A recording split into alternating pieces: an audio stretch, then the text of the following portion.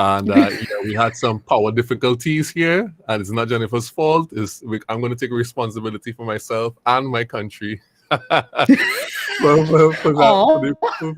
power going out. But it's back now. We're back on live. I tried to kind of use the app of this web-based app that I was using here to stream. I'm using it to stream today, and it did not work out too well. I was talking to you, Jennifer. I was like, Jen, I'm here. I'm in the studio, and I'm hearing like dishes or something in the background. And So how was it? The last thing you said was "uh-oh" on the stream. Yeah, I said "uh-oh." Yeah, I said "uh-oh" because I was like, should I take over this live or not? But at the end of the day, it's your because I didn't know it was recording because I thought that you had a lot of you're the host and you had the power to. I thought it was a Zoom, So my inclination was, okay, isn't that Zoom? First of all, it's whatever I do at this time could be live. So I'm like, I better not stand up and do something silly. So that's why I think I said something along the lines of, okay, this is live and I'm going to be texting Juma right now. I missed that part. I went to the end. Yeah. Oh, you went I missed that part. Oh my goodness. Yeah. You have to sometimes you gotta rewatch what like how you respond to the situation.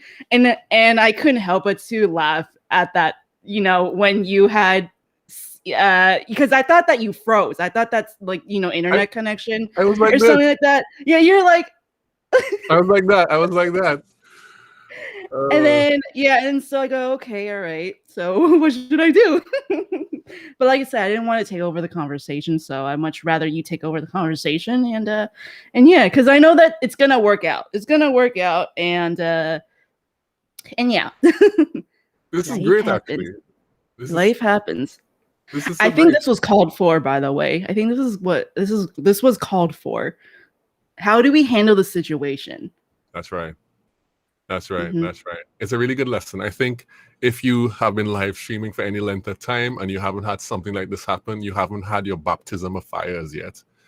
And this was an interesting thing. You know what I did? Let me tell you what I did. What did you do? What did you do? Right. Tell me. I was like, first I was in disbelief for like a few seconds. Mm-hmm, and then I started to think, oh my God, Jennifer wanted me to ask her questions. Who will be there to ask her questions? And I said that in my mind. And the next thing I did, really? I was like, I really need to just find some way to connect back to the stream before Jennifer's like, I'm out. And I jumped in the car and I started to drive. I'm downloading this, and for everybody out there, do not do this, please. It's not safe. I was trying to simultaneously get to somewhere where I can have good reception because here has bad data reception too, and also download the app at the same time. And oh my goodness, ended up in my local groceries car park, and I was like streaming and literally have their copies of multiple streams on Facebook and on YouTube. Me saying, Jen, are you there? Oh my gosh. That's funny. I didn't know this that's so funny. I should have went to my Facebook and YouTube and see, how I got to get to contact you, I should say. Yeah, I literally was like, I'm sorry, go ahead. No, you go ahead. I have your details. You send them to me. I haven't even put your own number. I can like WhatsApp you and say, oh my God, this is happening. Anyway, it's all good. A learning lesson. It's all a learning lesson. It's all a good learning lesson. All right. So for everybody who wants to do live streaming content, note that at some point, whether it's your fault or not, you may have a situation like this where you lose connection with the person that you're talking to, or you may have a loss of internet or a loss of power or some other situation that may come up. I've seen people on live stream have earthquakes. I've seen people break into people's houses live. I've seen all different sorts of weird stuff happening. So we definitely want to be very careful and have a plan at least. So I know what I should have told you before. I should have said, yeah, Jennifer, you could if I drop off, you take over the live, you talk about cool stuff. And I should have said that. I should have said that. No, it's all Anyway, good. any whistles. So okay, so here's where we were at. We were talking about well, you know what? Let me reverse since I'm gonna get to the personal stuff, but Yeah. you said you started No Boundaries Design in 2015? Yes, 2015. All right. That is the same year that you had your call with Chris Do? My call with Christo. How do you know all this stuff? I'm kind of yeah, I do. Yes. Yeah. Okay. How was Yeah, that? I did have. That was an interesting call. It was for 30 minutes, I remember. And at first, here's the thing. This is how I reached out to him because he used to. So, for those that don't know, he used to teach at Art Center of College of Design, which I attended. He taught a lot of motion design, which I wasn't. It's not, motion design is not my thing. So, it was like he wasn't a celebrity. To me, he was just a normal kind of a teacher, right? So I knew him as a teacher in motion design because that's what Blind did at the time, and I think he's still doing Blind anyway. So I reached out to one of my instructors, and then she connected me with Chris, and I go, okay, all right. A motion guy is going to be talking with me because I wasn't aware that he was doing School Network, which is now the future, and so I got in contact with him, and for about 30 minutes, I asked him about. I had no idea how to, own business, so I kept asking these like businessy questions. And I remember the first question I asked him was, "How do I start an LLC?" I remember that so clearly. And he goes to me, "What? You could Google this. You could Google this online." And then I go, well, I mean, they didn't teach us this in the art center. I gotta be honest. And so, and then the next conversation was about, and I think he does teach about this. I can't remember on top of my head which video this is. So he did teach me, or he gave me advice on how to price in packages, and I believe it's in the Pocket of Dove. You have that book. He did mention that in the tier pricing or something. He did teach me that, I remember. And then I think the last thing, since it was 30 minutes, he then taught me how to do price range, which, obviously coming from, okay, I'm going to start a business, to, okay, crap, numbers. I'm dealing with numbers now. Like, it was so overwhelming yet so valuable at the same time. And I think the last thing he told me was obviously to connect with him and see a bunch of the content that he and at the time Jose Cabier was posting at the time, which was School Network and now the future. So that's how I got to connect with Chris, was through, a mutual teacher that I had. And of course she knew who he was. And so that's how we connected. And that's how I followed his journey from there. Yeah. Kind of a unique story. It is a unique story. So Yeah. when you do your presentations, do you mention that? Do you like name drop, like, yeah, I knew Chris before he was Chris? No, I don't. I much rather you like you did, right? I much rather you ask me the question, because Right. I know that he's like this big celebrity now, which, funny enough, when I see him, like, I'm like, okay, he's a former teacher at Art Center. That's how I view him as. Right. Yeah. It's so strange. Like, it's like your teachers always remain your teachers. Mm-hmm. It's like, like if like one of my favorite teachers was a guy called Mr. King. He used to teach human and social biology and physical education. And like in my mind, even if he became a celebrity, he'd like, hey, Mr. King, what's up, man? I remember him in class, and I'd be like, yeah, I gave him a little bit of trouble and I didn't do his assignments. And that's what you would remember. That's the memory you have of them. And, now they're in a different place. And of course, I guess if he does remember you, or Mr. King remembers me, they would kind of treat you like a student. They'll be like, oh, you were a good student. You didn't do my assignments, but that's okay. Type of thing, So it's really interesting. Mm-hmm. Did that conversation anyway inspire you to like go ahead with it? I know you already had in your head you wanted to Yeah. start the boundaries design. Yeah. How did that Yeah. impact that? Yeah. So to continue that story, that day I continued the seminar, personal development, right? And then kind of a spoiler alert, which I don't know if I should even say this or not, but let's say I went through the gauntlet. Okay. The gauntlet. Oh, no. Is it called the gauntlet?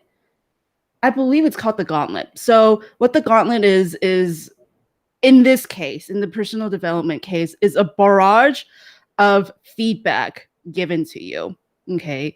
And I remember, so the deal was that, okay, you had to present yourself uh, in a way where you are learning about one, yourself, and two, you're owning your impossible dream. And I remember telling everyone how excited I was to I mean, this is so bad, to be making the range of I believe he had said, during the time he had mentioned to me, hey, maybe, since you were at this, you attend an art center, you could charge a lot more. So I think I made to some, like, I get to charge people 35K to 10K. That's so excited, right? Because in business, that's all you think about is the money, which is bad, by the way. I mean, it's good. It's good, but you wouldn't want to have that mentality. So I remember telling people about that. And then I remember the going through that exercise of the gauntlet exercise, people giving me feedback. Hey, Jen, you're owning whatever you're doing. Keep on doing this. I think that particular exercise really reinforced me to go, hey, whatever I put in this thing, this dream, or whatever you want to call it, the goal I have, whatever you set for yourself is, and you put a lot of focus and emphasis on it, then it's going to be achievable. I think that's the thing that I learned from that day. I think that day was like August 28th, 2015. It was on a Friday too, to put into that perspective. So it was a continuation of me, getting that kind of feedback and reassurance, right? I'm still going through this personal development journey. I'm still fresh in being self-aware with what's going on around me. So I think that was the turning point in me saying, hey, yeah, because of no boundaries design, like the concept of no boundaries is I can achieve what I want once I put the effort and hard work into it. Then you get to do is be patient. So I'm hearing from you that there were a series of events that actually inspired and spurred you on to start your business, and when you actually decided you wanted to do that, one of the foundational things in your business is that I can do anything that I want once I have the time, and I develop myself and I'm patient. I can build the thing that I want to build. Would you say that is a Jennifer Lau specific philosophy, or that could apply to any content creator who wants to build a business? I think it can apply to any content creator. There's a catch, though. I like to say there's a catch to this, is that if content creation is not your thing, word of mouth is, then you go do it. You go do that. If that's successful for you, you go and hand flyers out, and you get business or even leads that way, and you're generating income or whatever goal you set yourself for the quarter, your business year, long 3 years from now. If that's working for you, then go for it. If you want to explore another way of getting, let's say, leads, then you go do content creation, which I'm currently doing right now. It's for me to, I think I remember someone telling me this too, is that social media content creation is only an extension of yourself being put on these different platforms. These different platforms can allow to amplify your voice and tone in the way you get to. And whatever message you put out is whatever message you put out. If it resonates with someone, then that's awesome. Because you never know if that person. I like to think about it in like a more of an outside box. If that person, I know I'm probably not going to get business from that person, but if that person knows someone, let's say that wants some sort of a user experience, or they want a development of the platform, a friend wants those a development of platform, then heck, I'm going to be talking with them because of the of what that Jim Rohn concept is the you're the average of the five people. You know, if they are likable, if they are awesome, and they are trustworthy, then why not? I'm gonna be talking with them. Right. And so you would encourage everyone to kind of find the thing that they they do love and they can kind of be good at, and then pursue that thing in particular using the kind of the same formula. Mm-hmm. Yeah, so that's great. That's wonderful. So I noticed when I was kind of poking around on the internet looking at your stuff that you have more than one Instagram. Mm-hmm. I have to say, Jen, you're a skipping beast. Um, yeah, yeah. I found that you up to what was it like yesterday or something like that? Mm-hmm. Yeah, you serious. You're really good at skipping. I Mm-hmm. don't know. But I don't is know. is it okay? So then I want to ask the question. So you have that, Go and for then it. you have no boundaries design, right? Mm-hmm. Mm-hmm. Is it in your mind? Is it important to separate your personal content journey? Is it important to separate your personal content journey from your professional content journey? That's a good question. I think it depends on the situation and the brand. The reason why I choose to separate that is it really depends on the platform I'm on. So, for instance, Instagram, I have two separate accounts.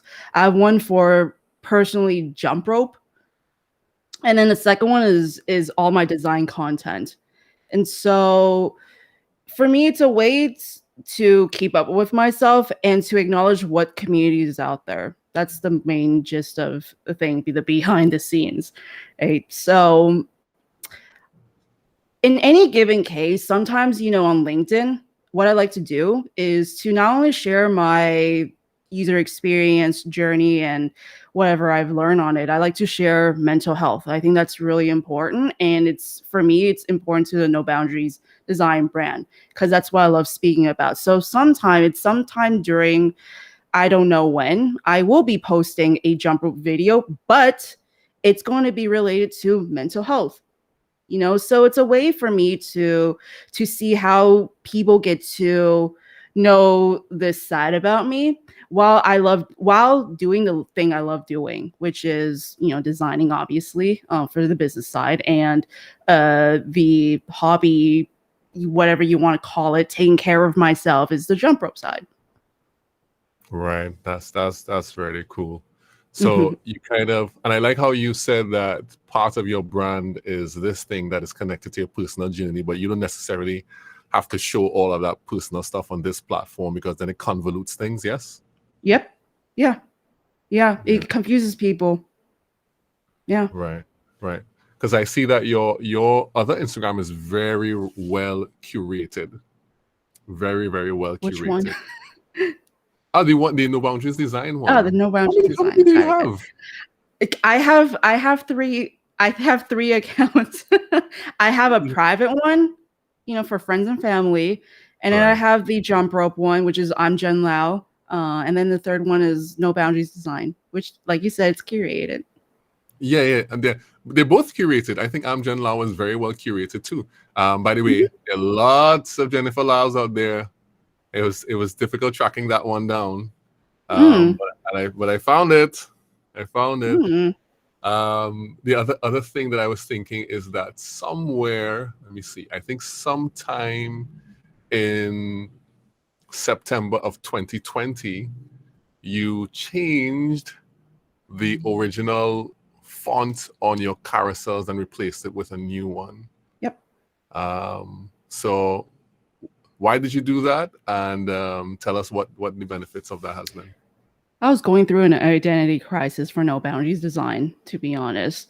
Okay, so to give a more of a nerdy type, I guess, talk.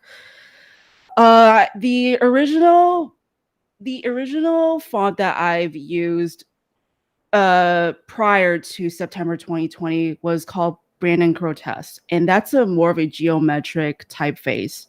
Okay. So as my journey, even on LinkedIn, has grown, and even seeing myself grow, I told myself, I am not that rigid. I am not that rigid. I'm not that geometric. So is No Boundaries Design. That entity is not geometric. It's not rigid. It's pretty straightforward in your face. So, so then I then went with the a more of a kind of an impact in your face kind of a font, which is the what do you call it? Oh my god, it's kind of narrow. It's called Bison, Right, which is right. the narrow typeface. And then the body type that I chose was a form of, it's kind of like Avenir, but not really, which is Yeah. basically of more of a roundish, um, well-rounded, friendly, yet impactful in your face kind of a font, which is called Sarah Basic, which I use two typefaces for that. And now the reason why I chose those two typefaces was, one, I wanted to give that punch to the person, that straightforward sense of personality to the, of who and what the brand is about, and then to give that sense of reassurance with the body font, which is the Sarah Basic. So that is my philosophy behind why I chose those two fonts. Was, yeah, I was going through an identity crisis at that point. So so yeah, that's I that's like. what that's what go ahead. Go. No, you finish. You finish. You No, go ahead. no, no. I was going to say, I think there comes a time where when you're feeling that you are growing and something is not working, you want to be able to resonate that feeling or something with your audience. And I think that was the moment where I chose, okay, I get to choose another typeface for this, because Brand Grotesque, as much as I like it, it's clearly not working for me. Like, I feel icky thinking about it. I mean, the name, my logo type, No Boundaries Design, the logo type, it uses that, and I'm still keeping it, to kind of give it a nod to where I started. But there comes a point where I get to change some stuff up. Acknowledging that. Would you consider yourself a typeface snob or a fontologist? Um, I have no idea. I have no idea. I think what I would call myself is if this typeface works and there's a reason why you are using it, then go ahead.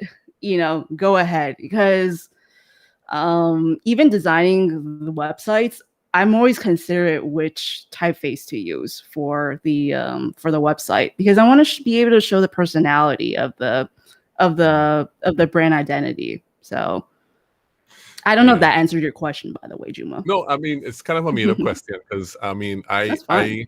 I had considered myself a kind of a typeface snob for a while.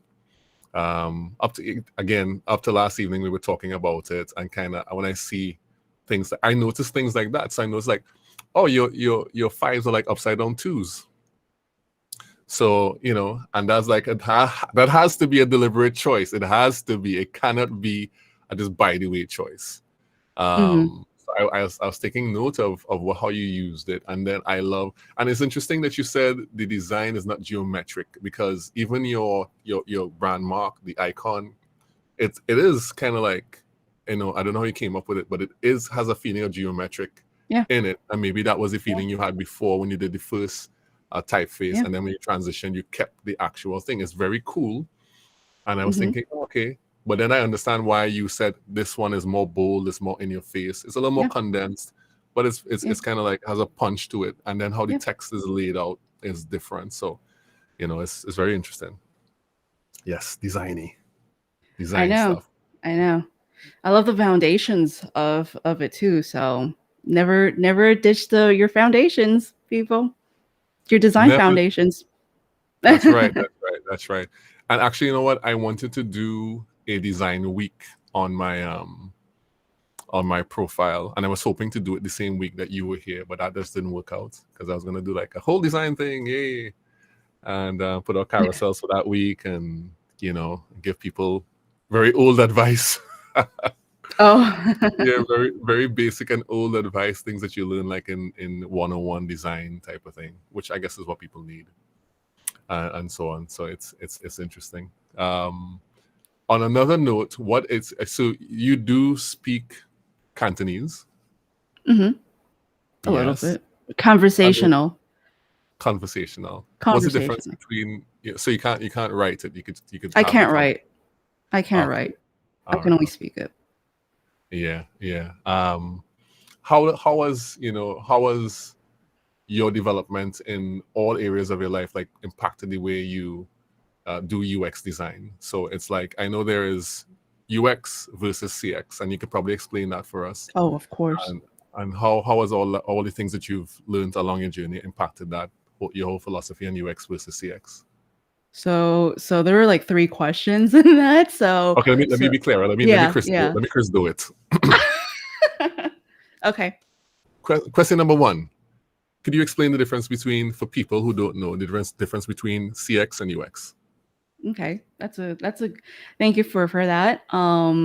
So the difference between CX, so customer experience, right? For those that don't know the initials, so customer CX is customer experience and UX is user experience. So customer experience is the whole entire experience from end to end, literally from when you wake up and you are holding your toothbrush, you brush your teeth, you rinse your mouth, you put your toothbrush back into your cup, let's say, and you go about your day. That is customer experience.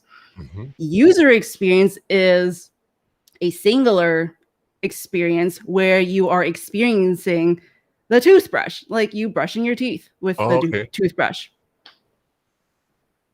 Oh, okay. Okay. Hmm. So you're saying customer People get experience. that confused. People get that confused. Could you run that by us again one more Yeah, time for the people? Not for me. I have a friend who wants to know the definition that's again. fine. So That's fine. could you do it for my friend? Yeah. Okay. So customer experience is the holistic experience from end to end, from when you wake up. So then the subject point is the toothbrush to give the context out. So you wake up, you go to the bathroom to brush your teeth. You get the toothbrush, you put it in your mouth, and you brush your teeth.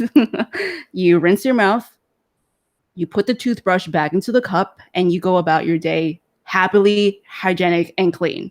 I think they're both the same words. However, user experience is one singular interaction. What I mean by that is the singular interaction is the toothbrush. So the toothbrush is basically you brushing your teeth. How does that brushing experience like for you? Do you feel a lot more cleaner? Do you feel, it's all a feeling in emotions at that point. So Mhm. that's the difference between CX and UX. So if I get what you're saying, is customer experience a longer term thing, I'm sorry? and is customer experience something that is measured over a longer period of time, and UX could be from a single interaction? I think they both can be measured. It depends on one. So the way I like to think of CX and UX is CX is more of the brand side of things. Is involving the brand keywords, mission statement, vision statement. Like, are you on par with with your message to your customer?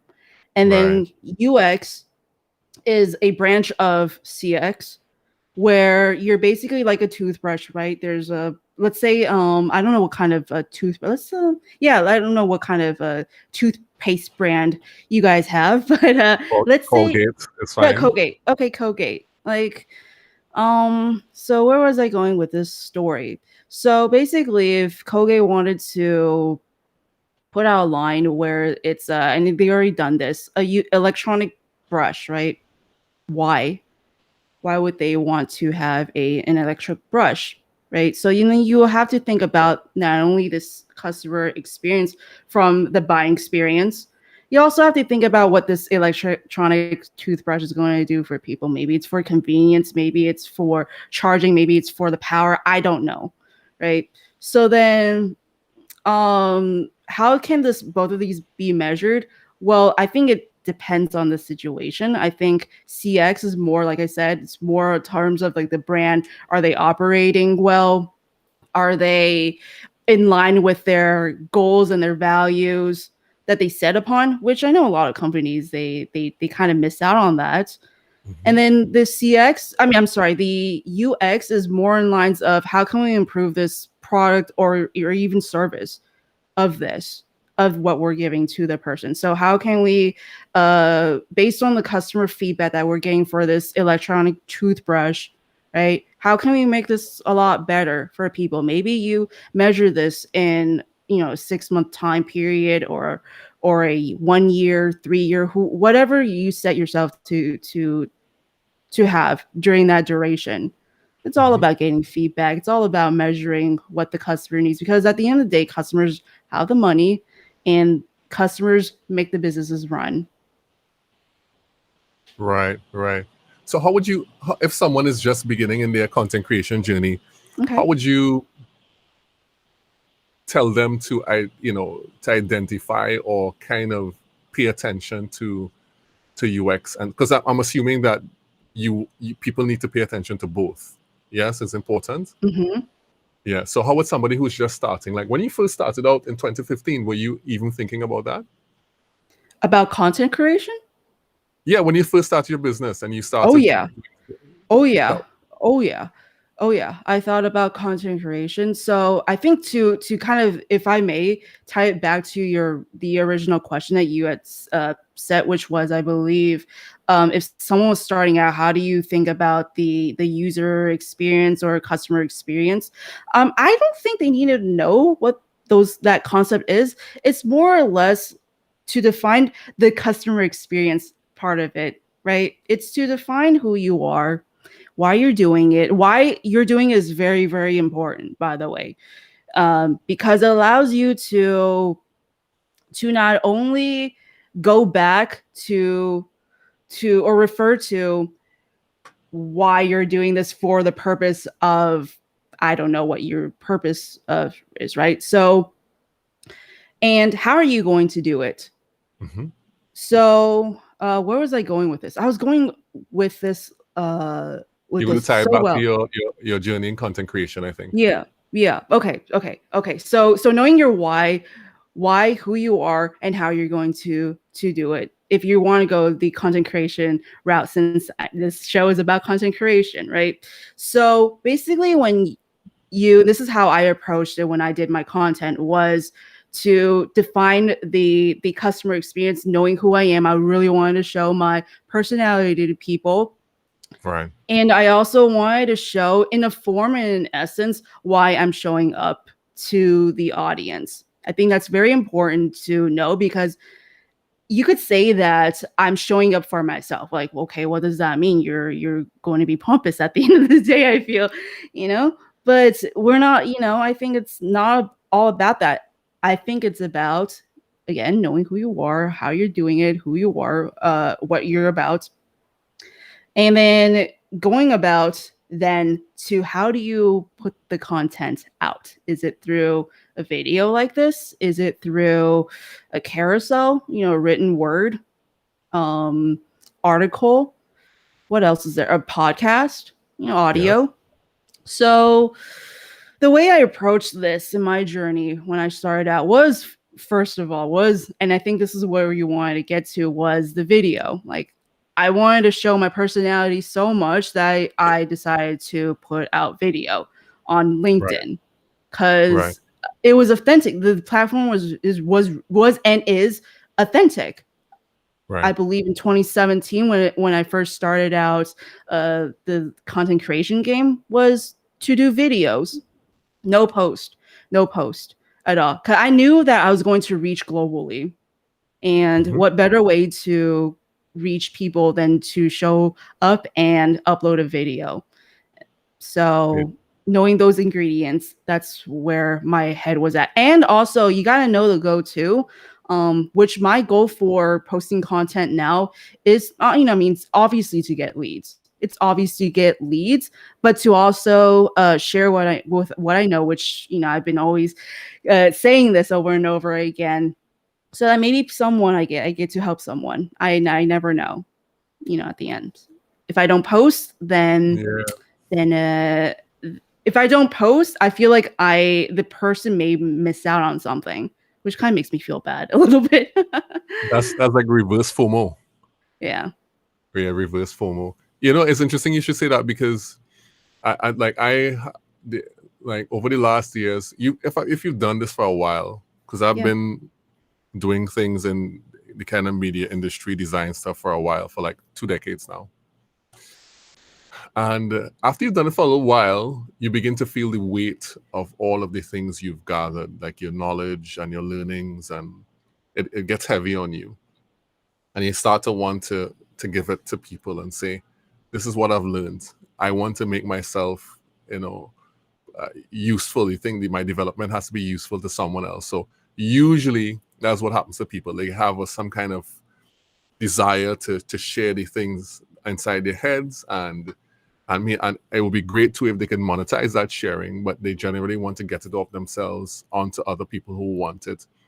And that was one of the big things for me, in that from the very beginning, a big part of Relate, which is my company, if you where is it? Yep, I Here, see it. yeah, right, Relate. I see it. Um, is that I did not want, and I wanted to make this point earlier too. When you were deciding on the name of your company, you did not call it Jennifer Lau Design. Nope. And I didn't call my company Juma Bannister Photography or whatever it might have been. And the reason I didn't call it that is because I was very clear in my mind that I did not want this has to be owned by other people. And it felt wrong to slap my name on it, and so it would be the focus would be so much on me, Yeah. because at the core of it was relationship. And then, of course, due to a series of different things, I have a good origin story as well. We ended up with the name Oh, Relate Studios. And yeah, I found this interesting that you would mention that how, like, in your own heart, that you want to take the thing that is on you, your knowledge, your understanding, your side, the things you've learned, people have taken time to teach you, and put it on someone else. yeah. No, I was gonna say too is that I have so much in my head that it's almost like I have no choice but to get like, my iPhone and then go to the notes app and write whatever I have on my head, because I don't know whether or not I'm going to be or I should say, I don't know when I'm going to be either creating this as a video or a carousel post. Like, I really don't know. All I'm here is to unload whatever is on my mind to somewhere. And then recently, what I've discovered with my content too is that it's a referring back to point. Like when you brought up the commodity post that I posted, I go, oh my god, I wrote that. I didn't even remember. I don't even remember I wrote. It kind of goes back to why did I create that, right? Why did I create that post? And maybe perhaps I have another perspective, from when I posted that to now. Yeah. Yeah, you really don't know. And I think it's so important to whatever I post out on my content. So for example, I think the reason why I post what I post is to remind myself the values that I hold. And it's so critical that, to me, not to say that I'm like selfish or anything, but I think it's a great way for you to refer back to if you feel stuck, right? I did feel stuck. I did feel stuck 2 days ago. And I go, okay, crap, what do I do? I start beating myself up. I went on LinkedIn, which I shouldn't be going on social media for anything really. But I went back to LinkedIn because I reminded myself of all the content I shared and all of the community aspect of LinkedIn. So, and the reason why I decided to unload all of my thinking onto, in the form of carousels, and now it may be in a form of a video now, if I have time. So um yeah, I think it's always a great learning experience for me, because I know that whatever I put out, I'm going to have some sort of a new perspective down the line, down the line in my life. And it's really interesting to revisit back what I've written in the past. Like, I remember posting a post about, I think it was like how to optimize 5 images. I'm like, oh gosh, I wish I shared so much more about how to choose your own web domain, and or how to speed up your website, because as you, and I'm sure you've experienced too, as you progress along through content creation, you improve so much and so Yeah. drastically that Yeah. it's like you can't stop yourself. Yeah, yeah, yeah, yeah. That is what happens. So you, and sometimes, well, too. There's another thing that sometimes when you go back and look at the old stuff, you cringe a bit too. Oh, Too. oh, You're I like, get that. oh. I get that too. I get that too. But you gotta put it aside.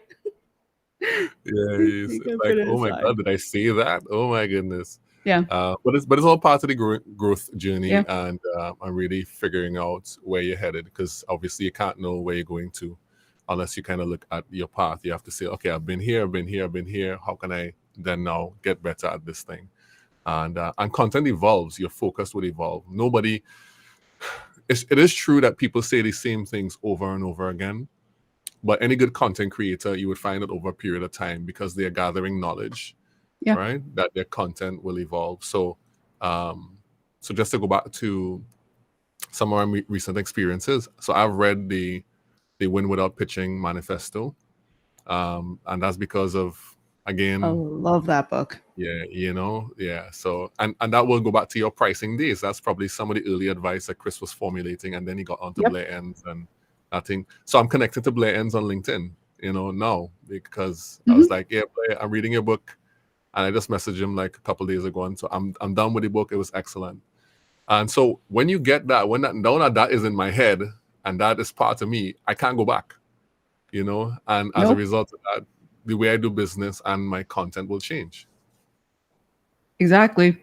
Exactly. And then I think to your point about retaining information, I've also learned this from somewhere. I believe it was a form of note taking where this guy, can't remember, I believe his name is Nick Milo, and he has this website called Linking Your Thinking. And basically he takes the app Obsidian, which is kind of like Notion, if you've ever used Notion. So in a way, Right what's now, that? What's that? I'm using Notion right Oh, now. you're using Notion right now. I'm using Obsidian for my note taking. So anyway, so what that is I think the way the note taking goes, if I remember, because I haven't been keeping up with my own note taking. I mean, this may sound a little bit ironic, but the way that the noting goes is that once you consume, let's say, the Win Without Pitching the manifesto, right, from Blair Ends, you write a bunch of notes about that particular chapter. I believe the first chapter was about expertise, if I am not mistaken. It's about Yeah. understanding your expertise. And so Yes. you write not the summary of it, but your notes of that chapter. Okay. And then and then down the line you may have some form of, like, let's say Chris talks about a expertise. You formulate a note based on that talk, and then you connect those two points, and you go, oh my gosh, what the heck, I didn't think about, can I connect these 2 points together? And so I think, to put this in a nutshell, what I'm trying to say is that perspective is everywhere, right? Knowledge is everywhere, but how you draw perspective can be your own. So you formulate a new kind of original perspective about what you think about expertise is. And so I believe that's what I'm doing. Not I believe, but I believe that that's what I'm doing with my content, is whatever I'm grabbing outside, right? Whatever people have been talking, let's say going back to the commodity post, whatever knowledge that I've gathered from people talking about the design commodity and order taking, I'm condensing that in a way I understand it so that I get to project that idea to people. I think that's how I'm approaching content creation now is using that kind of an approach. Right, right, Yeah. right. That's excellent. That's excellent. It's really condensing everything. It's like you always have to be looking for the things that connect, It's all and about so you can, connecting. yeah, the connector points. It's very, very great. All right, let me just ask you one lighter question now. What is your favorite logo of all time? My favorite, I'm sorry. Your favorite logo of all time? My favorite logo of all time. God, I'm really picky with this. I know. I'm very, very picky with logos.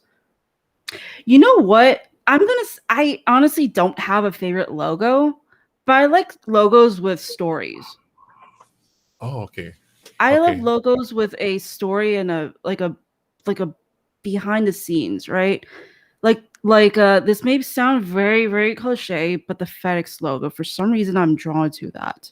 It's not because there's an arrow in the, even though they use native space, which I understand, there's a story behind that. And there's a story as to why there's a lead up to using the arrow, right? You could, if right, you could think about it as delivery, you think about it as global, right?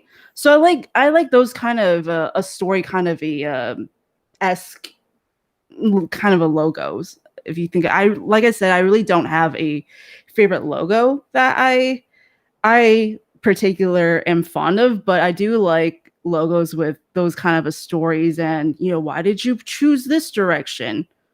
So I am going to take a big risk right now, go for it. and I'm gonna show you our logo, and I'm gonna have you Oh tell gosh. me. Yeah, it's a big, big risk. I know. I'm What do so you what brave do you what do you mean by risk, by the way? because you're picky. So I am picky. yeah. So that should be interesting. I'm gonna do that. I'm gonna do that because Go ahead. No, I was gonna say then you're gonna be subjected to a lot of questions then, if you That'll be want to great. go that way. That'll be great. Yeah. Can you do that for me? You can do that for me. Oh, I'm gonna do that. I'm gonna. It's a heads up. It's a heads up. A situation, I guess I should say. Where is it? I want to try to find my stuff. I can't find it. I mean, I see the logo behind you, so can you use Oh, that? that one. That's not all of it, but you're gonna see Oh, I some see. more. You're gonna Okay. see some more of it. Okay. I Okay. Here we go. Let me Maybe I can grab put this in my here. water because water is really good for you. So hydrate. I thought you were gonna pull out your notepad and be like, "Let me get my critiquing hat on." Can I You're show good. this to you? How is this working? I don't know. I don't No, know. I'm gonna try and do it. It's terrible. My God, what is this Why is thing? it terrible? No, it's terrible. I can't get it up. I'm trying to get it Oh, I up. see. Yeah, that part is terrible. The other part, we'll find out. Okay. Oh, here we go. It's loading. It's loading. Okay. Is it loading? Okay, great. Let me share it now. This is live, by the way, so whatever happens, happens.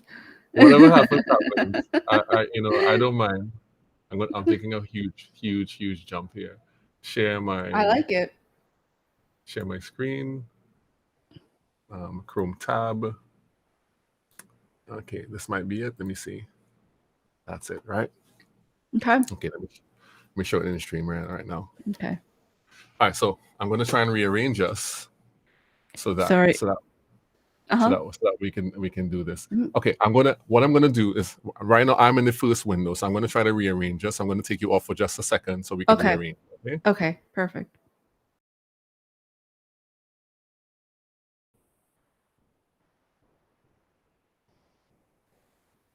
All right, and let me rearrange it this way, and then we'll be able to see this here. Should I full screen this? Do I need this here? Yeah. I think earlier when you had it, when you had the slides open, that was great. But I don't know if that takes me off of the stream though. Oh, when it might. Let me see. It might. Can I full screen? I could solo it. Let me see. Tell me if you're hearing me now. Are you hearing me still? I could hear you. Can you hear me? I don't know. I can hear you, but I don't know if the stream is hearing us. Oh, I don't know. Okay. Okay, let me see. Maybe we put it back to the way it was. Yeah. Let me. Yeah, let's do that. Yeah, I'm not certain. All That's right, fine. so there we go. So this is. Oh my God! I can see the gears turning. So this is the current and most recent Relate Studios logo. Now, would you like me to explain anything about it? Are you going to ask me questions? I mean, it's your show, so you can present Janice, this. You know, Jen, you go could ahead, present Jen. this. You could present this. Yeah. Go ahead, Jen. Hmm? You ask questions. Ask me some questions. Go ahead. You want me to ask you some questions? Okay. So if I'm the first, if I let's say I am your like your new what do you call it? New potential customer. Mm-hmm. Okay, I go to Relate Studios and I'm sure I'm going to find it through like a website. Okay, I go and I click on the link and then I see this. I think the first thing I would ask is what is Relate Studios? All right. What What is is your Relate Studios? Yeah. like Yeah, let's talk here. like Yeah, literally? literally. Yeah. Like Relate? because this is my thought process, right? And Okay. so in my So thought process, I'm like, what is Relate Studios, Juma? okay. What do All you right. do? So Relate Studios is a relationship-led marketing and communications company. So we, well, sorry, let me just say that and full stop it. Oh wait, oh that's it? Yeah. So should I add more to that? I'm not sure. Should I add more? Wait, so say that again because I thought that you were practicing Okay. or I was something. Okay, practicing. say that again. Let me let me get myself really prepped here. Really prepped here. You're good. Okay. All right. So what is Relate? Or who is Relate? So Relate is a relationship led, right? And I know people love to use that hyphen led word, but in our case, it actually applies. Marketing, strategic marketing company. So that's who Relate is. And would you like to know what we do as well? Yes, please. Okay. So what we do is we what's the easiest way to put this? Let me just I know it. The reason I'm kind of digging through this is because we're actually in the middle of redoing it right now. Oh, I see. You could do it. Can you do a current explanation of what it stand for like before? Can you do that? Yeah, we could do an explanation of that. So what we did before is that we were mainly we mainly produced video content for corporate companies. Mm-hmm. So that was the main thing that we did. And now we're Mm-hmm. on some strategy, but now we're moving more into the strategic side of the business through a relationship-led model. Relationship has always been at our core, so that has not changed. Relationship has been your core. Why is relationship important to you? It is important to me because I feel that the best way to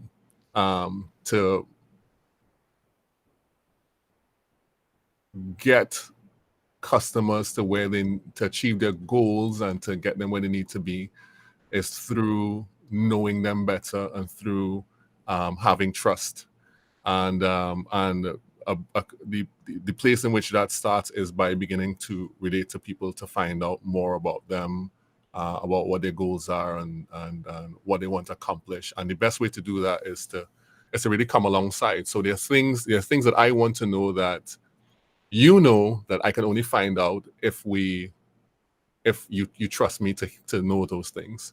So I can ask the questions, but over a period of time, the only way I'm going to find those things out is if you reveal those things to me. I can't force you to give me those answers.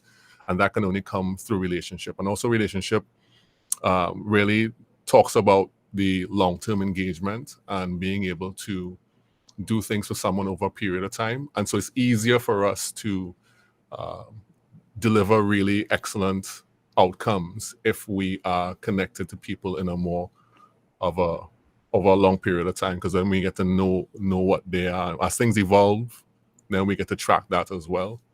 And then again, that's a big part of who I am. That's a big part of me. So yeah. So how would you communicate that aspect of you of trust and you had mentioned the digging deeper part, right? How would you communicate that through, hey, I'm the new customer. No, I'm sorry. Okay, I know that I'm the new customer. How can I trust Juma? Like, how would you show that to people in a way? I mean, how are you showing that right now? Let's put it that way. Right. So one of the key ways how we show people that you can trust us is by us allowing you to speak about some of the things that you don't necessarily feel are important, but what we think will help us understand how we can better serve you. So it's not just about the work, but it's about the thing behind the actual work. And so, of course, you have all the customer service stuff. You know, the bar is kind of very low. You have all the customer service stuff. You're gonna talk about your. Just 1 second. Hello, how can I be of assistance? I'm live. I'm live online right now. No, I'm talking to Jennifer Lau. I'm live online. No, you cannot come on camera. My children do not go on the internet. Go ahead. Oh, Go ahead. You can say hi, but you can't stay. Close my door. Thank you so much. oh, Yeah, my what a cute moment. What a cute, wholesome moment. yeah. All right. What was I saying? Feel Uh, important to yeah, better serve someone. yeah. And so I think for us that the way how we treat people, how we regard their goals, telling the truth. Well, not just telling the truth, but really being honest and clear about what they want to accomplish, how they can get there, and really being very I will have a empathetic and caring heart towards the people. So the work is fine, and we'll do the work, but I think people are really very attracted to us based on how we treat them, how we accommodate, and how we are, how we listen, how we respond, how we go beyond what they've asked us to do, and we do more. So it's interesting that you asked the question, like, how did I find out about the Chris Do thing? It's just because I just did a little research. And so that's the thing that people eventually realize, that the way they're being treated is different to how they get treated regularly. And so yeah, so that stands out to people. So how would you define the words empathetic? So this may go in like three different questions. How would you define empathetic, caring, and the way you uh the okay, so empathy and caring is are two questions. And then I guess the third one is the listening aspect. How would you describe that feeling in your interpretation, like defining those words in your own words? Yeah. Because So everyone has different definitions for that, or a feeling for that. right. So in my mind, empathy is knowing that if you win, then it means that well, it's sorry. Let me rephrase that. It means that if we we come on board wanting this thing to work for you, we care more about how you want this thing to turn out. And so we put ourselves in the position of your win is our win as well, and not from a us getting compensated standpoint, but from a like you have this goal that you think is very important to you, and when we start to work with you, that goal becomes very important to us as well. And so we do our very everything in our power within, of course, the realms of reason to be able to help you get to that place. And so it's not just about finishing the project, but we actually stand as a partner in the process and say, how can we best do this? And it's interesting because we had moved from that whole commodity space into that coming alongside space, and we're moving up that track now. So more and more we're trying to get into people's process earlier and earlier and earlier. The caring aspect of it is really wanting to see people succeed, and it's connected to understanding that when people do well in markets grow, and that we care that this is beneficial not just for you and me, like client and service provider, but if you do well, it benefits the entire country. So it's part of it is nationalistic as well, and that if we do well, it benefits a whole ton of other people. People are able to then get jobs and feed their families, and in a general sense, the nation ends up in a better place.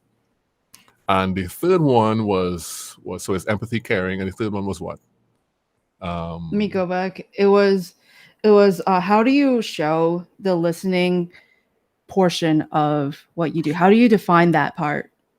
Right. How do we define that part? Or what does that even mean to you to listen to someone talk and to help someone? Like, what does that mean? Right. So listening sometimes, for us from a business perspective, is that sometimes people are not always sure as to how to express the thing that they want. They might have an idea about what the problem might be, and they're not sure how to express the thing that they want. So for us, listening is allowing people to just talk and explain. And then what we do is that every time we hear some of where you want to go, what we try to do is guide you into clarity as to the thing that you're saying. So we're not trying to answer a question so much, but what we're trying to do, we're trying to make you clearer as to what you want to accomplish or what you want to do. And then at the end of the conversation that clarifies that, then we could start thinking about how we can solve this particular problem. So listening for us is really not trying to solve the problem in the moment. Listening for us is just allowing people to speak about the things that are important to them and where they want to go, their goals and everything, and really guiding them, asking them questions that will guide them into talking more about that, so that we can then, at the end of it, we can then say, all right, so this is what we've heard, and tell us if this sounds like where you want to go. And of course, we could always come and find a solution for that later on. But Israeli is not saying much, but trying to help people understand better about the issue that they're having, or the where they want to go type of thing, So that's how we do it. Perfect. And I have two more questions, and then there's a reason why I'm doing this, by the way. So keep playing with me, dude. So the next question I have is, why did you actually no, I'm gonna ask that question last. Why Relate Studios? Why should people care about you? Or did I even ask that question before? I don't remember. You haven't asked yet. Why should people care about Relate Studios? Yeah. Well, I think just from who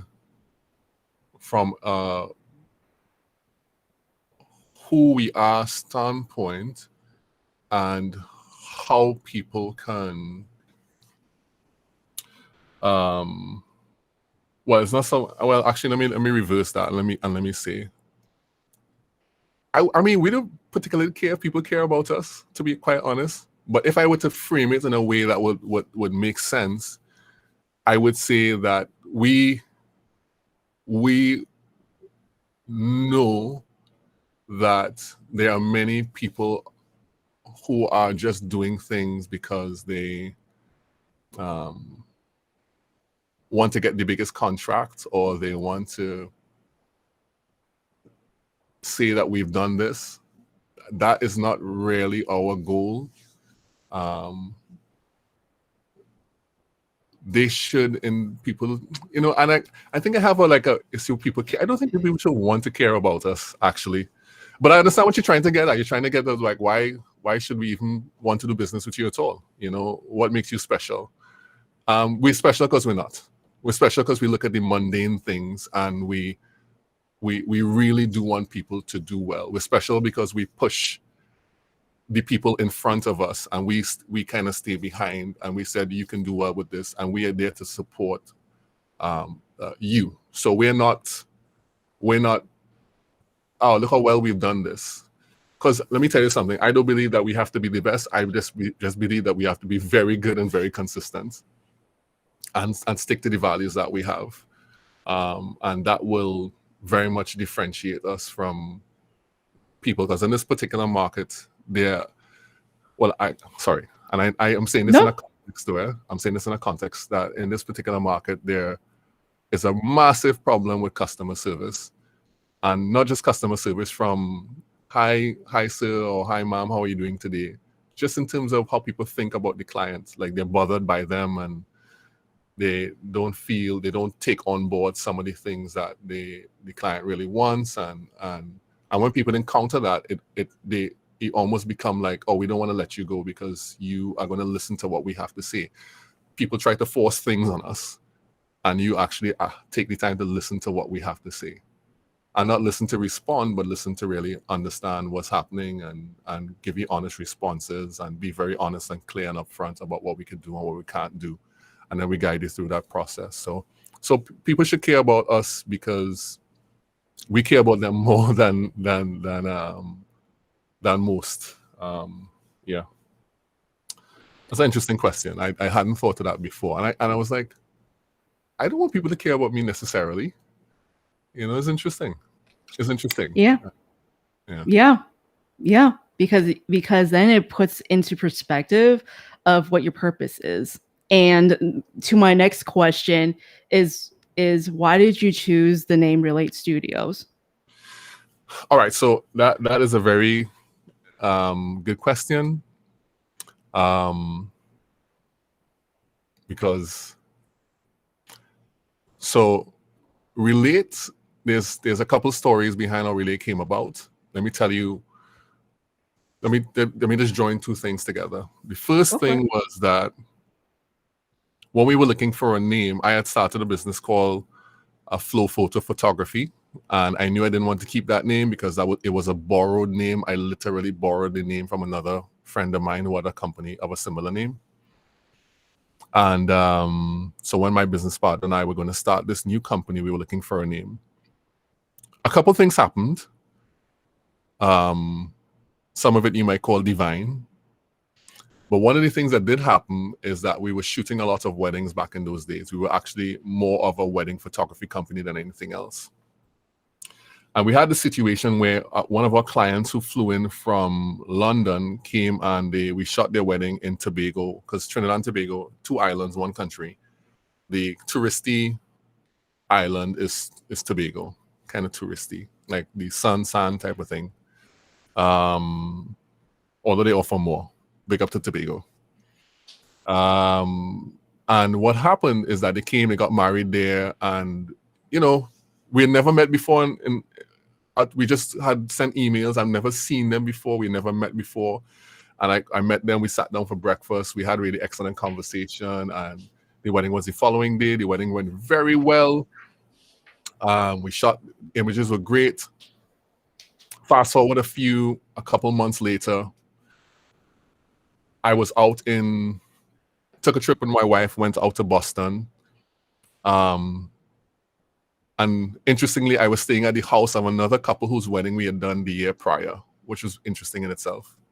Anyway, so got an email from that couple, and they said, "Oh my gosh, we're having this gathering for all my family who can make it to the wedding. I haven't gotten the pictures yet. I went to FedEx, and they said they lost it. The gathering is in 2 days. Please, can you help me?" It just so happens that I had my laptop with all of the images from that wedding on me. And what I did is that I got a flash drive, and I remember this really clear. We went downtown to somewhere in Boston. I can't remember where in Boston. And we went to a FedEx, and they gave us a code because they had lost the package, so they gave us a free code.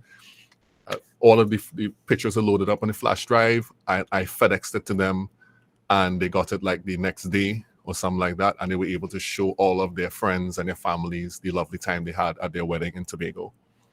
And soon after that happened, like we were still out of the country. The wife, she sent me an email for the couple, on behalf of the couple, and they said a ton of things in that email, and actually I have it on my wedding website now. It's still there. But one of the things that they said that was very clear, they said, we do feel like we knew you before the day, and you have this special gift to relate and to make people feel, etc., etc. And she in her own email literally put relate in quotes. And that was like the final thing that made us decide on the name, because it was connected to, I had heard relate before in another instance, and we had kind of had that day hanging around. I know I didn't want to do the thing by myself. I know I wanted it to be about other people, about helping families and stabilizing families and building up the nation as well, helping people in the Caribbean as well. I know I wanted it to be about that. And I know I wanted it to be based on relationship. And her saying the way in which we interacted caused her to have this particular outcome, solidified in my mind to me that is what we should name the company. We should name the company Relate. And of course, we put the studios because, we were doing studio stuff. So Relate is really at the core. And that's why I really rock with Relate here all the time. And we call the company Relate very endearingly all the time. Yeah. Because of that experience of someone you handing, well, first of all, the person telling you that they had lost, or the package company, I don't know if it was FedEx, right? You say it was FedEx that lost the package, or was it another parcel company? It may have been one of them. I'm thinking it was FedEx. It could have been FedEx. It definitely was not UPS. It could have been FedEx or DHL, one of the two. Mm-hmm. And then from that, they emailed you, called you, communicate with you, I should say, and then because of that, you did the best you could. Thankfully, you had the USB. You had the photos in your laptop, and then you sent the photos in a flash drive to them, like expedited. Yes. And then from there, I'm sure it was a success either way, because they were able to, the outcome of it was they were able to not only show the photos during that time. How did that make you feel again? How did it make me feel? Yeah. It made me feel like, thank God that they I was able to do this thing for them that was so incredibly important. I felt like this is success in my mind. We were able to do this thing for them that was so important, that they asked something of us, and we did all in our power, and we were able to help and get the thing done. And to be honest, it didn't take a lot of effort. It just took the willingness to do it. Of course, I had to ask my friend to, let's go downtown, please. It was and my wife was with me at that time, which was another interesting thing about it, because, having her there was another whole interesting aspect of it. Anyway, but that was it. So it made me feel very like, this is what we should be doing. Now, let me tell you, Jennifer, I'm very clear about the fact that the core of what we are will not change. If we shut Relate down tomorrow as a strategic marketing company, the relationship-led part will be preserved. And if we open a pharmacy, or we open a gas station, or we open a grocery store, the thing that we do, that Relate part, will still, the name could change technically now, but the who we are will not change. It will remain the same. There you go. Yeah. There you go. So, well, first of all, thank you very much for sharing that detail with me. And there's a reason why I never in, I mean, even if when I do web design and UX UI design now, I never go into critiquing the logo. I think it's like I could critique about like, how the elements is not working, how why is there an outline in the R, why is the frame tilted and, stuff like that. But I'd much rather listen to the story because that's what a brand is. It's how, so Marty Neumeyer's, and are you familiar with Marty Neumeyer's stuff? Yeah, Marty I know Neumeier, Chris. I know Chris talks about him a lot, yeah. But like, a brand is what people perceive, an entity as, company, person, organization as. So in my mind, how I think about this is, what's the story behind this name, right? What's the story behind Relate Studios? What's the story behind No Boundaries Design? So, and having me to interact with you for a couple of months, I don't even remember. It seems like we've been friends forever, just by interacting with one another on LinkedIn. Yeah. But the way I've that I know you as a person, even when talking to you live like this, is yeah, you do show that empathetic, you do show that caring aspect, you do listen, to one that shows in your video. So kudos for you to upload those videos, every single day. So my thing is, because you had re-emphasized that in your little story that you gave, it was important for me to ask those questions, because now what I get to do is, how the heck does this relate? So that crux of, so I took like weird notes, I took weird notes here and sort of in the back. Yeah. You are like Ayende. Ayende has a book Ayende is my business partner, by the way. He has a book exactly. You're just like, you're taking notes like him. Go ahead. Yeah. No. No, I was gonna say, because it started to get interesting, and I'm like, how the heck am I going to remember all of this, right? Because I do want to refer back to the points that you've made, and my thing is, okay, logo is a visual cue that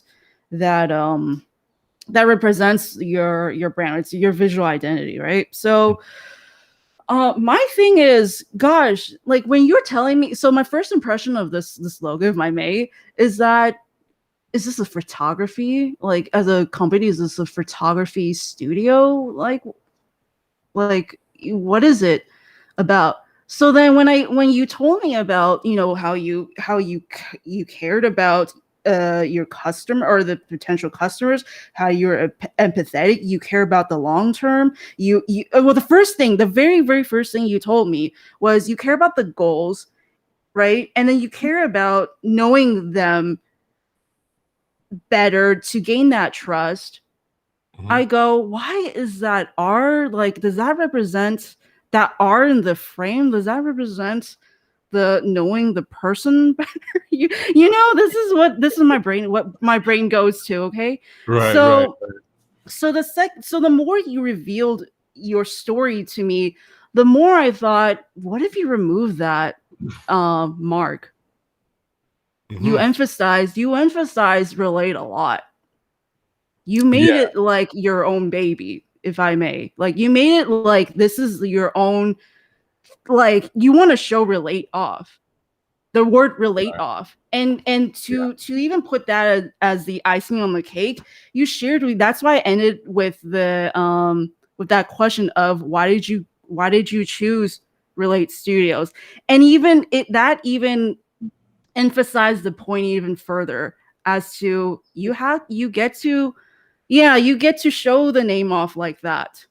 People want to see, gosh, Relate, there's, what about this name is it, so interesting about it? Just the name itself. I'm not talking about the typeface here. What's Yes, yes, so yes. interesting about the name itself? And people will want to find out more about what the brand stands for. The red is already prominent. The red is already prominent already. So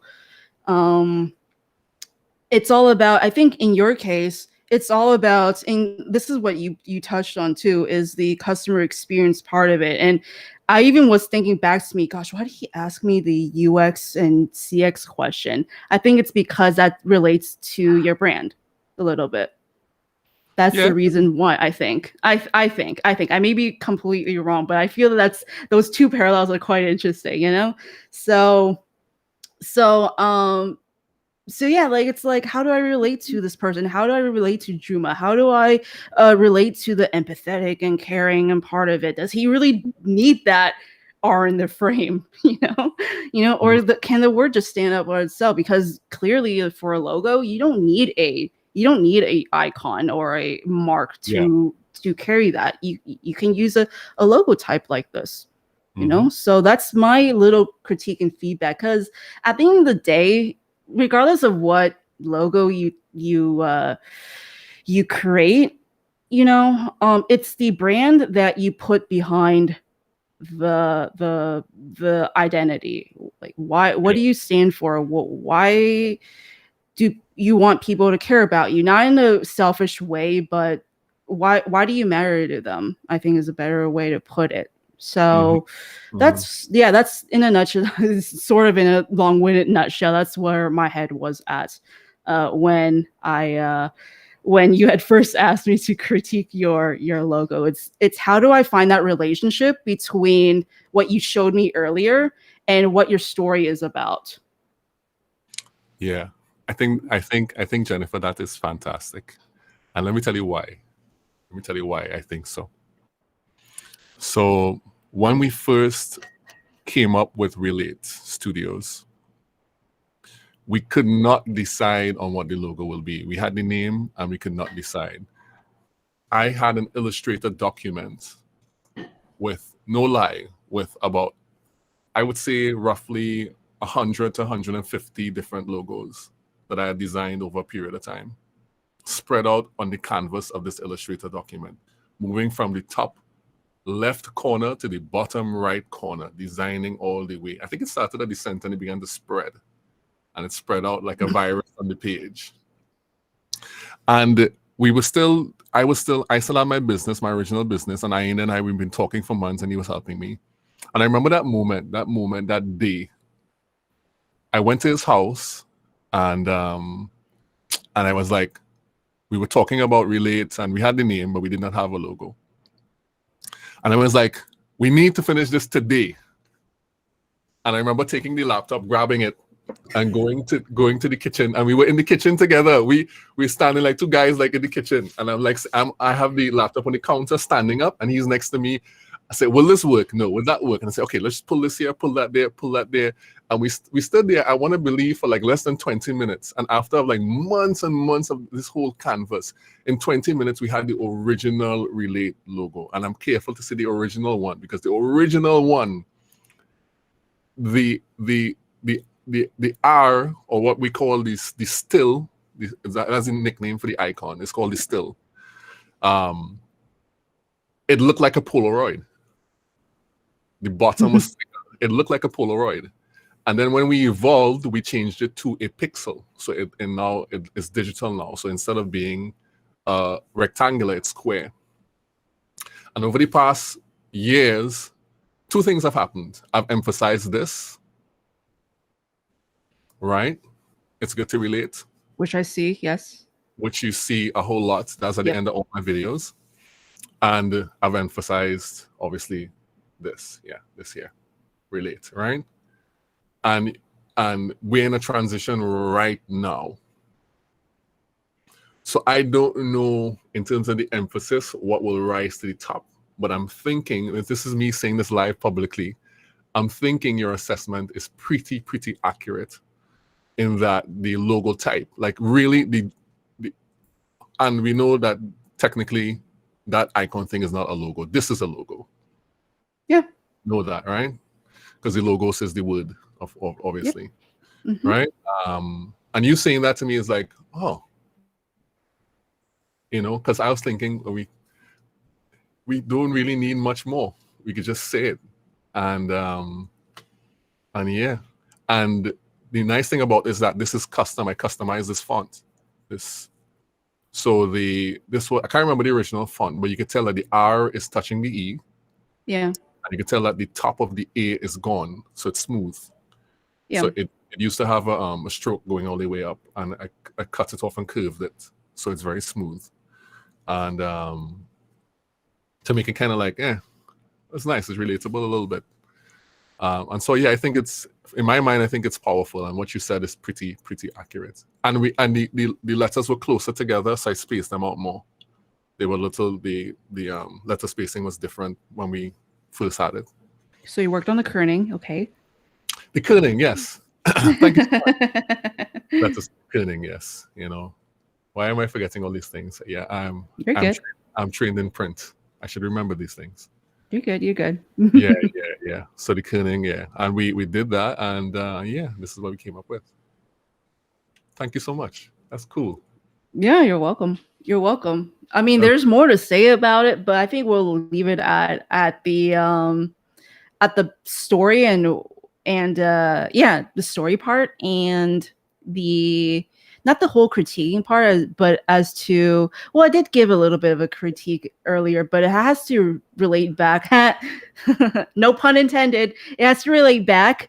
It has to relate back to the story of what you had given me earlier. So thank you for that. All notes. So where do I send the check? I don't know. I don't know. I mean, it's like all consoling.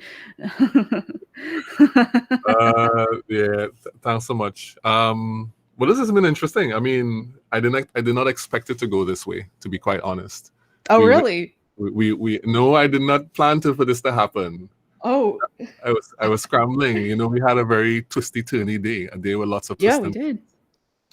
We did. I honestly thought that this was going to be a content creation show, to be honest, but like I told you in the pre-show, I don't know what to expect in this. Like, you didn't give me any this is what to expect and blah blah blah. I went for it. So thank you for that.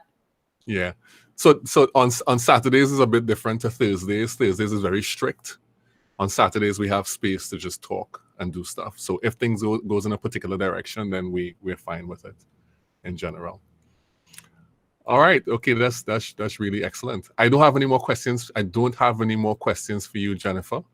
I think that the conversation has been really excellent. I think also that coming back on was a great idea. I was going to ask you about your 50-25 rule. Mm-hmm. I was going to ask you, but if you do want to talk about that for just like a second, then you could. If not, then that's okay. No, I can talk about it. I can talk about. So 5-50-25 rule is it's a course I'm going to be launching around May. I slated the day to be the middle of August. I believe if it's not a weekend or something, like August 15 was going to be my slated day. If that doesn't happen on a weekend, then it may be on that Friday or the Monday, I should say. So the 5-50-25 rule is a logo design system for a designer or upcoming designer, student, freelancer, for them to create a bunch of different concepts for logos. And I like to break down the 5-50-25 rule, if I may, because I did share this on LinkedIn. Is the 5 means that you get to come up with 5 concepts, and then the 50 is 50 sketches, because a lot of people they tend to get stuck around the 10 to 15 sketch mark, and they go, baloney, I'm going to give up and not work on this because every one of these sketches are the same thing. So I push it to 50. Now the 25 is a combination of the type and the mark combined together so that you kind of get 75 logos. So that's what the course is about. The course is about how to come up with a system for you to create logos more efficiently and consistently. So is it a video course? it's a video course. It is a video course. So every lesson is recorded with accompanied by a lesson, obviously. And after that lesson, or in that module, I should say, within that module, there's going to be like a worksheet, and I'm still debating whether I should have a quiz or not. But to give some sort of a resource, I like to give worksheets and resources out so that people get to do the exercise or the lesson that they have learned. So everything's printable. If you're not into printing, then you can write it on an interactive kind of a worksheet that I've prepared. Who is this for? This is for this. Okay, so this is an interesting question because I don't want to say that it's for like designers and freelancers, students. I want to say that it's for people that have had it with their logo design process, and they want to find a way to have a more purposeful system and not say, oh, I have another client from hell. Right. I want the course is designed for someone to be, like I said, a lot more purposeful when it comes to designing and to present your concepts a way that that you want to go about once you understand the person's story, the company, and their customers, and their brand, obviously. Then once you have those kind of 4 ingredients, and I do have more ingredients, but those 4 ingredients, then you can develop a concept or 5 concepts for that logo, so you get to sketch your logo sketches. It's all free forming. Oh, that's great. Yep. So when are you launching? So, like I said, I'm planning to launch. I'm shooting for the 15th of August, but if, like I said, if it's not on the weekend, then it's going to be the following Monday. Right. And when can people sign up? People can sign up on No Boundaries Design. So the waitlist is No Boundaries Design. I'll have to get back on the link on that. I believe it's No Boundaries. I'll have to get back on the link on that. On that for you, Juma. I should have been more prepared when it came to that. No worries. Yeah. We didn't really do a full preparation for this. You're good. But there's a sign up. I'm sorry. Go ahead. There is a sign up. Yeah, there's a sign up, a wait list that you can sign up. It's currently on my LinkedIn profile page right now. It's the second featured that I have on that's posted on my LinkedIn feed. So you can sign up there to be on the wait list or email newsletter. So you get updates on when the course is going to be launched. And I'm going to be launching an 8-part weekly series on the 5-50-25 rule pretty soon, as soon as this upcoming Monday. Right. Yeah. And lastly, is there a price range, or are you going to reveal that later? I'm going to reveal that later. Okay, great. Wonderful. So you heard that if you want to improve your logo development process, it's for anyone who wants to do that. You don't necessarily have to be an identity designer. You could be somebody in the space. To learn more about it as well, we can go check out what Jen has, the course, August the 15th, that is launching. What's the name of it? What's the exact name? It's called the 5-50-25 rule course. Oh, it's literally called the 5-50-25. Yeah. I get you. All right, Jen, it's great. We've been talking now for about another hour and a half after we had like a 24-minute talk the first time. It's interesting. It's a very, very interesting. I'm so glad that you came on. I can tell you're really very talented at what you do. Oh. Yeah, you're really very talented at what you do. You're more insightful than a lot of people who stand in the same space, and I hope that you continue to develop in that way. It'll be beneficial to a lot of people around you. All right. Thank you. So that'll be great. And when you have your own academy, I'll come on and do another talk with you. Hint. That's in the planning, actually. You see, I can tell. I can tell. Yeah. I can tell. Yeah, It's because real. I do have a passion. I do have a passion for teaching other people kind of globally. So I'm preparing. I'm preparing. Good catch, Yeah. by the way. Yes.